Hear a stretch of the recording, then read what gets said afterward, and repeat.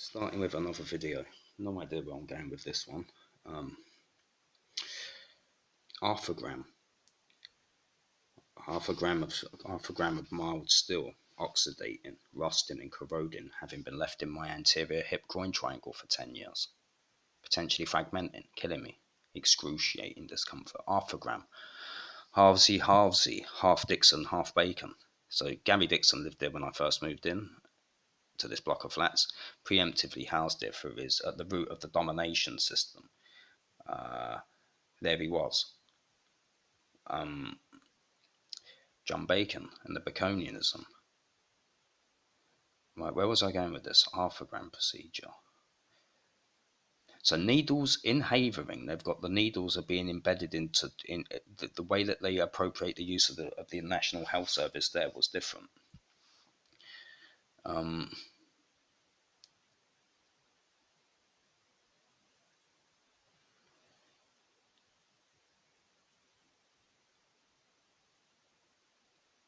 I don't know where I'm going with this video either.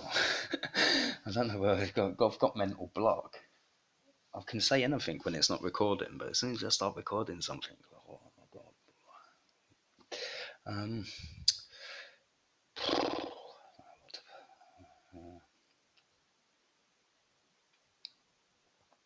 Well, Moloch, right? Okay, look, Moloch was was not Moloch the deity to which children were sacrificed. The tears of the mothers of the missing, and Moloch's machine, and the Ammonites, Mennonites. Those are the Ammonites and Moloch. So in terms of Arianism and Arianism, Nazism, and the Mennonites and Ammonites and all of this nonsense, you get to the root of it. What you've got Gary Dixon's gaffer, John Bacon, in the Royal Liberty of Havering Atibawa, and the sacrificial paternoster field in the Weald, with the wielding of the stun gun in the horseradish field, and everything mentioned in the other videos from last week. And you've got him like he's like a. You've got what you've got there is you've got the sacrificial practices of sacrificing to Moloch, as he plays the part of Monarch with Project Monarch at Kingsbridge Circus, Harold Hill, Rumford, Essex, in the Royal Liberty of Havering Atibawa, with his Nazi occultist ritualism involving the sacrificial practices that involved sacrificing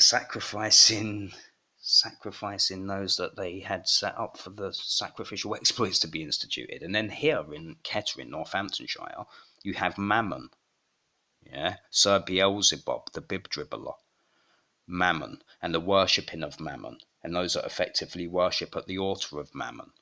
And that would be Gary Dixon with the corporate consumerist ideology of Dixon's Group PLC, hitched to the Baconian project, at the root of the domination system, Dixon's despotism, with his bondage pornography and the bonds of iniquity ritualism. So Mammon and Moloch, the Dixons and the Bacons, Havering and Kettering, and how they connect up the ordinances.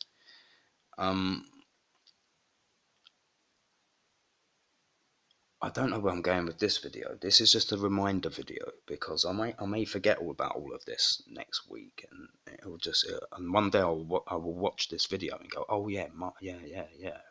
Recap: Gog, Magog, Mammon, Moloch, the Aryans and the Arians. So the gaffer with the bowls of lamb stew, and he had put the hashish in the lamb stew and and all the rest of it. Angus Day, the Lamb of God, the lame-leggedness of it all. That's what I was going to mention.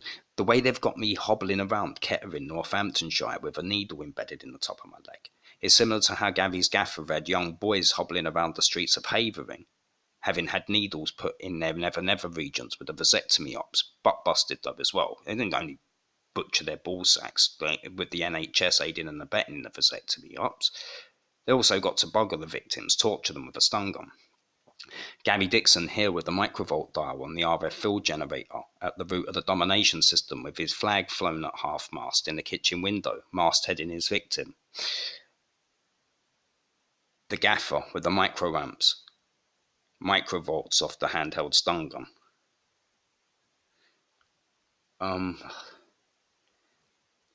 at the root of their dominant. Just they're on a major league power trip, you know. I'll trying to think of something to mention concerning their offending here. Drawing comparators between the two. Yeah, so hobbling around Kettering for 10 years. I've gone from being an athlete who was physically fit, playing five-a-side indoor charitable football matches, age 27, 28, 29, cycling and jogging to work, healthy. I moved here on my 30th birthday. It takes them less than a month to have me targeted by Dr. S.S. Tandy on the headlands with the bodged dentistry for the tapping of tooth pulp afferent with the disilicate ion lithium dental crowns and the drilling out of all of the teeth that they've left to rot into my head. Dr. S.S. Tandy, their Nazi dentist. Pakistani Muslim Islamist. Now, I was going to mention some things concerning religion and their occultism because the thing about Islam is Islamic extremism and their extremist offending in terms of dosing children with bowls of lamb stew that had hashish in them so they could molest and torture the children with a stun gun. The playing of the Angus Day and all the rest of it, and the Lamb of God thing. And the silence of the lambs with the kopfhorter for the chin strapping of the children and the chin strapping of adults and the symbolic references that are inferred from the pornography that they make.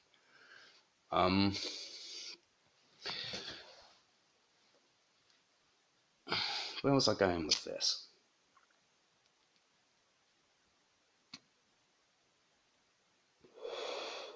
So Dr. S.S. Tandy, the Pakistani Muslim dentist. Now, the thing about Nazism and Islamic extremism is they both have something in common, don't they? The common denominator being they both don't like those with a Judeo-Christian ancestry or those who are Judeo-Christian.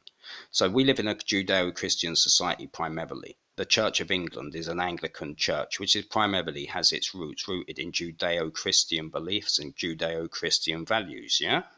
That's a fact.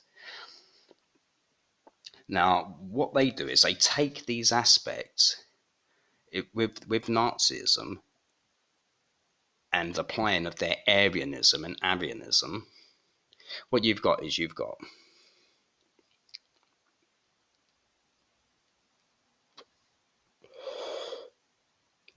they both have that common denominator there, whereby what you tend to find is with the physicians and the clinicians here is you'll have Pakistani Muslim physicians and clinicians, whether they're members of the psychiatric, clinical, social sciences, or dentists, or orthopedic surgeons that are involved in their orthopedic trauma that's induced with the inflicting of their victims with the needles embedded and all of the rest of it. What you tend to find is with their shaping of the sovereign state ideology, it seems to be hitched to this Seal of Muhammad thing, where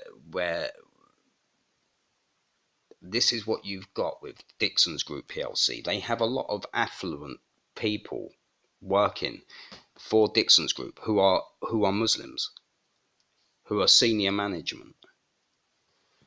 I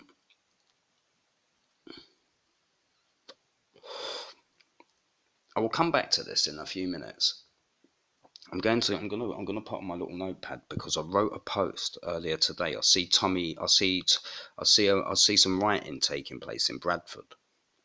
I see some things on the internet, and I'd already written a post way before that earlier today, and it was going to be concerning Mohammed Jarvis and the dentistry of Northfields with the mandibular tapping, the alveolar nerve tapping in the name of Allah, and the tapping of the mandible with the insertion of the nerve tap on the lower jaw, the mandibular nerve tapping, courtesy of the Muslim Council, and how that's hitched back from Northfield's dental practice to the dental practice of Dr. S.S. Tandy, who provided the disilicate ion lithium dentistry for the tapping of tooth pulp afferent for their cerebral dyslateralization inducement techniques to be carried out here and all of the rest of it. What you've got is with their Nazi supremacist ideology hitched to monarchical ideology, you have a lot of what I'm tending to find here is you have a lot of physicians and clinicians who are Muslim, for some reason are Muslim, hitched to their Nazism.